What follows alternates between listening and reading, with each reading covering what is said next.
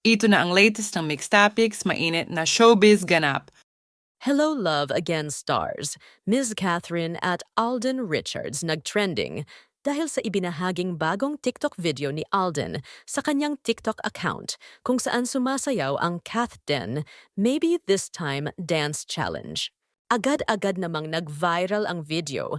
Makikita sa video na masayang-masaya ang Kath Den at feel na feel nilang sayawin ang Maybe This Time trend. Bigay todo nga ang Kath Den habang sumasayaw sila at hindi nagpahuli sina Alden at Catherine sa dance challenge. Maraming mga netizen ang hindi makapaniwala na napasayaw ni Alden si Catherine ng trend na ito. Ayon pa sa mga netizen na nakapanood na ng video ng Kath Den habang sumasayaw sila na ang ganda at nakakakilig silang tignan habang sumasayaw ang Kath Den.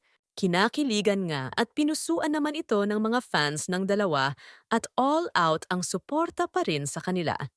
Komento pa ng mga fans na inulit-ulit nilang pinanood ang video dahil napakaganda nilang tignan habang sumasayaw sila. Tuwang-tuwa ang mga fans sa ginawang ito ng Kath Den. Samantala, inilabas na nga ang bagong teaser ng Hello, Love Again at nagtrending ito nationwide. Iba't ibang reaction ng mga netizen at tagahanga ng Kath Den. Dahil sa teaser ay sinabing Joy is gone. May mga nalungkot at may mga na-excite lalo sa istorya nila Ethan at Joy. Makikita sa teaser na nasa Canada na rin si Ethan at nagtatrabaho bilang isang bartender pa rin at nagkataon ngang umorder si Joy ng isang one hot tall Americano at ang sinabi niyang pangalan ay Marie. Maraming mga espekulasyon na mukhang hindi nagkatuluyan si Ethan at Joy, ngunit sa bandang huli ay magkakaayos din silang dalawa. Abangan na lang natin dahil malapit nang ipalabas ang pinakahihintay ng lahat, ang balik-tambalan ni Catherine at Alden ang Hello Love Again. Samantala, may lumabas na larawan nina Alden Richards at Catherine Bernardo. Nakasama umano ang tita ni Tisoy na naninirahan sa Amerika. Kung matatandaan ay binisita din ng tita ni Alden sina Catherine, Alden at buong team sa Canada noong nagsushooting sila sa Calgary. Kaya naman natutuwa ang mga tagahanga ng dalawa na tila unti-unti nang nakikilala lahat ni Catherine ang mga kamag-anak at importanteng tao sa buhay ni Alden. Actions speak louder than words, ika nga. Mas dinadaan umano ni Alden sa effort at actions ang kanilang relasyon ni Catherine.